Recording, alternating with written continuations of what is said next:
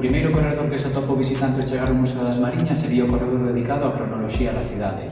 O que temos aquí é unha pequena liña do tempo no que tratamos de ubicar moitos dos recursos patrimoniais cos que contamos na cidade de Betanzos, para que quen veña poida tamén situalos no tempo. A maiores diso, contamos con pequenas coleccións expostas, como poden ser os restos arqueolóxicos, entre os que destacan a cerámica aparecida nas obras da Rúa do Castro fai uns anos, ou tamén varias pezas extraídas desas supostas minas de azougue que están polo subsolo de Betanzos. A maiores, contamos tamén ca exposición dunha colección de moedas, moitas delas de orixe romano, e do coñecido como Tesoril de San Francisco, dúas moedas de ouro de orixe medieval que apareceron numas obras nas aforas da igrexa de San Francisco.